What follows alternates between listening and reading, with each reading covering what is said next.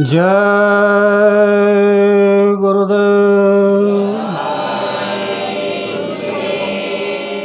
जय गुरुदेव। नाम किसका? ये नाम नहीं इंसान का, ये नाम है भगवान का। तो प्रेम से बोलो जय गुरुदेव।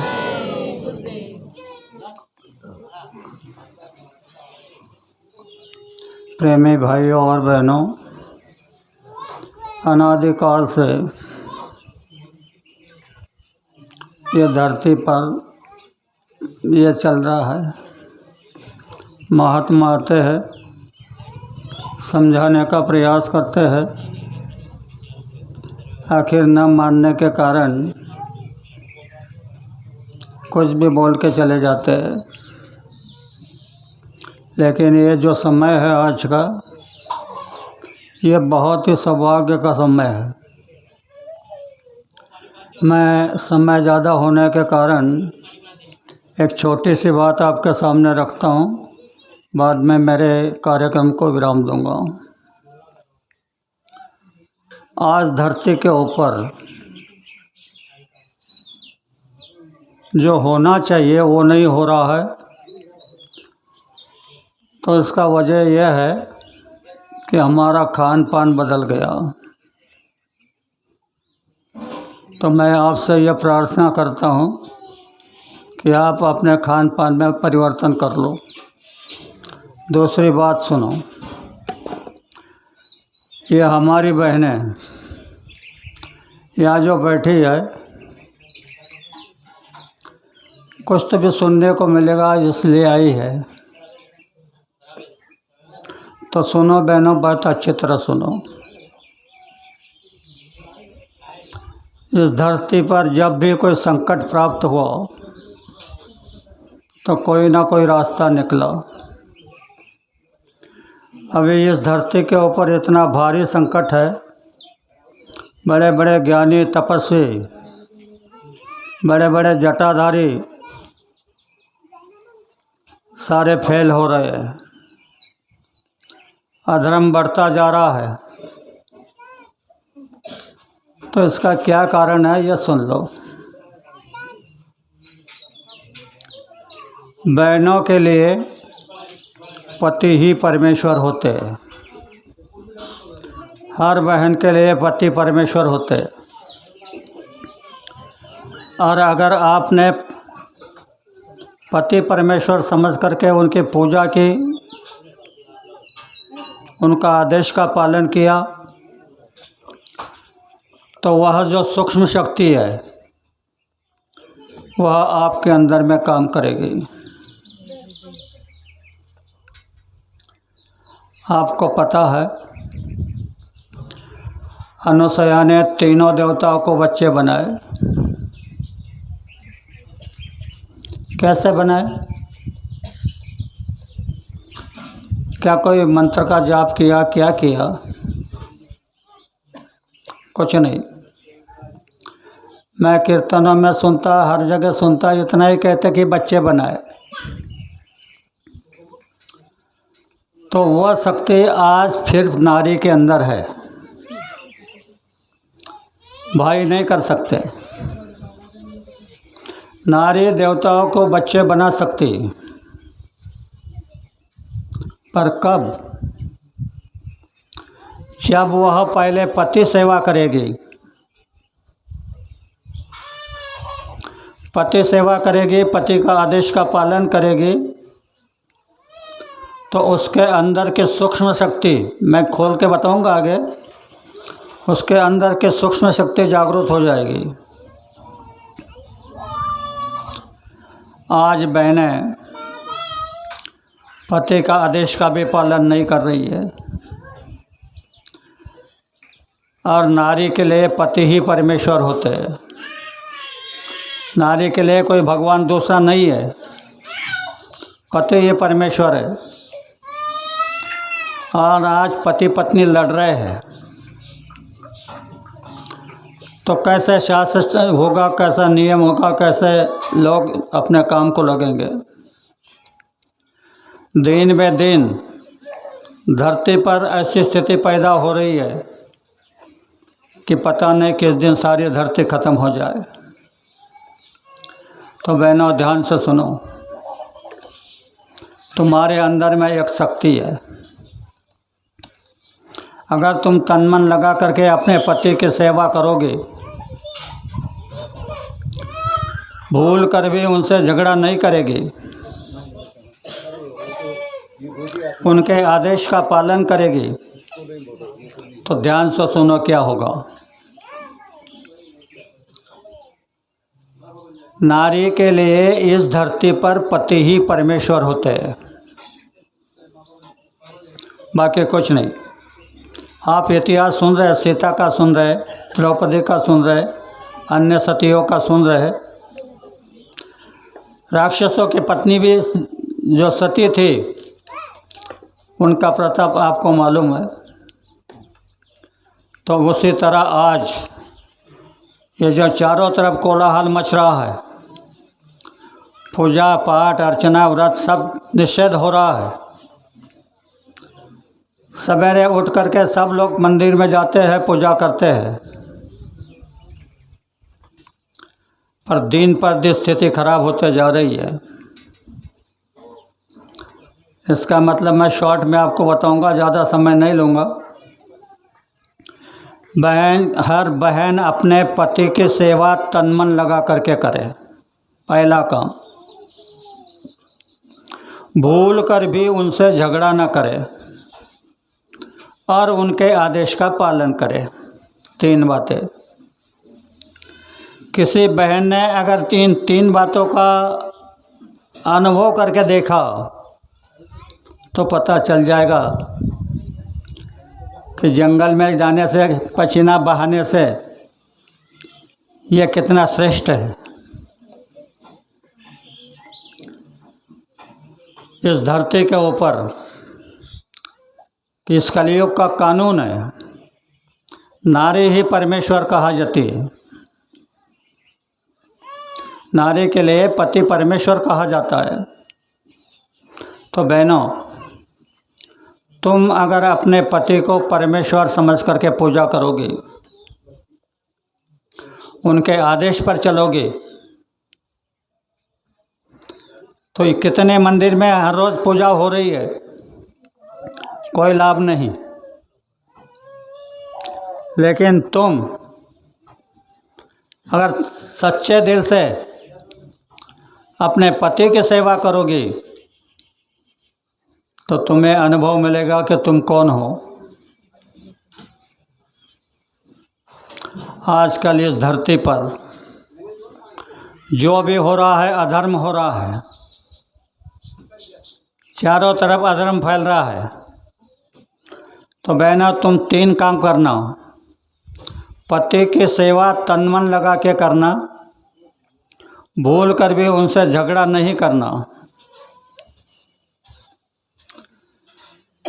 ऐसे आपने व्रत कर लिया तो मैं दावे के साथ कहता हूँ, जितने भी देवियाँ, जितने भी देवता होकर चले गए, उनके आगे तुम्हारा नाम पतिव्रता के लिस्ट में नहीं आएगा तो मेरा नाम बदल देना। और पतिव्रता नारी की पूजा स्वीकार होती है। आपको पता होगा कि नारी की पूजा जब वो पति सेवा करती है तभी स्वीकार होती है, नहीं तो नहीं होती। हमारे भाइयों का जो नियम था वो ख़त्म हो गया। भाइयों में बहुत ताकत थी, यह भी बताऊंगा बाद में, पहले तुम्हारी बात सुन लो। तुमने अगर पति सेवा तन मन लगा करके की, भूल कर भी उनके आदेश का पालन नहीं किया, ऐसे किया तो नुकसान हो जाएगा। तो आप अपने अपने पति के सेवा तन मन लगा करके करना। और वक्त आया कि तूफान आ रहा है, इधर से गाँव उड़ जाएगा, तो बहनों ध्यान से सुनो इस कलयुग में क्या होने जा रहा है। अगर तुमने देखा तूफान आ रहा है तो लेना अपने हाथ में जल, मैं कहता हूँ ऐसे पालन करना। लेना हाथ में जल और कहना कि हे बाबा जय गुरुदेव जी महाराज, मैं आपके आदेश का पालन कर रही हूँ। तूफान किनारे से नहीं निकल जाएगा तो बाबा जी को बाबा जी मत कहना, नहीं तो रात भर रोते बैठो, कुछ नहीं होगा। कुछ के कानून बदलते जाता है। अब ये नारी धर्म जो है, ये नारी धर्म पे जो नारियाँ चलेगी उनका नाम सतियों तक गुजेगा। और ये जो समय चल रहा है, यह भयानक कठिन समय चल रहा है। ऐसी स्थिति में आप पति सेवा करना, उनके आदेश का पालन करना, भूल कर भी उनसे झगड़ा मत करना। थोड़ा भाई के लिए बता दूँ, कोई भी भाई अपने पत्नी को लक्ष्मी समझना। आपको मालूम नहीं, लक्ष्मी पहले से ही लक्ष्मी है। पहले पत्नी को लक्ष्मी कहा जाता था। कोई किसी के घर पहुंचा तो पूछते थे लक्ष्मी जी कहाँ गई, तो कहते थे नदी पर गई, खेत में गई। धीरे धीरे धीरे उसको खेल करना था, तो उसने लक्ष्मी नाम को ख़त्म कर दिया। वहाँ पर कारभारनी नाम आया। कारभारनी नाम भी ठीक था, कम से कम घर का कारोबार देखने का ज्ञान होता था। अब तो वह भी नाम ख़त्म हो गया। अब सुशिक्षित नाम आया है, मालूम है ना आपको, मिसेस। सुंदर नाम आया है। ये अंग्रेजी शब्द है मिस यानी मिस्टेक, और यस यानी हाँ। तुमको गलती का पुतला बना दिया तो आप लाख पूजा करो, स्वीकार नहीं होगी। महात्माओं के बताए रास्ते से चलो तो तुम्हारी सारी पूजा स्वीकार हो जाएगी। बहनों, मैं आम से प्रार्थना करता हूँ, हाथ जोड़ता हूँ, पैर पड़ता हूँ। अभी आपने कुछ नहीं देखा। इस धरती के ऊपर ऐसे बनाए प्रयोग होने वाले हैं कि कौन बचेगा इसका भरोसा नहीं, कौन रहेगा इस दुनिया में। अपने तुकड़ जी महाराज ने लिखा है कि कौन रहेगा इस दुनिया में, आओ कोई बताओ रे। सिलक रहा है सारा संसार धगक कर, जाओ कोई बुझाओ रे। गगन मंडल में ज्वाला उफाड़े, सागर सिलक रहा है। सिलक रहे भूमि, हवा और अग्नि, पांचों तत्वों में आग लगी है। जाओ कोई बुझाओ रे। चंदा, सूरज, नवगण, तारा, ये ज्वाला में खाक हुए। राम भी जल रहे हैं, कृष्ण भी जल रहे हैं। जाओ कोई बुझाओ रे। आप कहोगे यह कौन सा सत्संग है? धीरे से समझाऊंगा, धीरे से सुनो। राम जल रहे हैं इसका मतलब सुनो। राम एक वचनी, एक पत्नी, मर्यादा पुरुषोत्तम थे। आज अगर किसी भाई ने एक पत्नी और मर्यादा पुरुषोत्तम बनने की कोशिश की तो समाज उसको रगड़ देगा, कोई समाज उसको साथ नहीं देगा। इसलिए कहा कि राम भी जल रहे हैं, कृष्ण भी जल रहे हैं। कृष्ण कौन है यह समझो। जब कृष्ण का काम यहाँ जारी हुआ तो कृष्ण ने एक तरफ से गुंडों का सफाया किया, 17 बार जरासंध को जिंदा छोड़ करके राक्षसों को बुलाया और ख़त्म किया। आज अगर तुम कृष्ण बनने की कोशिश करोगे, किसी गुंडों को मारोगे तो मुकदमा चल जाएगा, फांसी हो जाएगी। इसलिए कहा कि कृष्ण भी जल रहे हैं। और चंदा, सूरज, नवग्रह तारा ये ज्वाला में खाक हुए। ये सभी चंदा, सूरज, नवग्रह तारा और माया इसी ज्वाला में खाक हुए।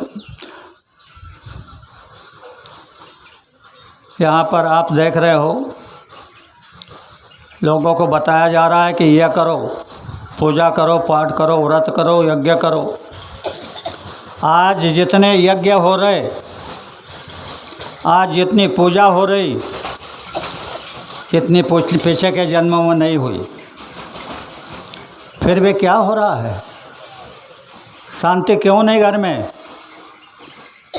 अशांति क्यों है? बच्चों का चारित्र क्यों फना हो रहा है? बहनों का चारित्र क्यों फना हो रहा है? क्या हो रहा है इसको? पूजा तो कर रहे हैं, लेकिन ये नहीं मालूम कि किसकी कर रहे हो। आज नौजवान बच्चे और बच्चियां, इतना चारित्र फना हो रहा है कि सारी धरती काँप उठी है। कोई माई का लाल इसको रोकने के लिए तैयार नहीं। तो मैं बहनों से हाथ जोड़ता हूँ,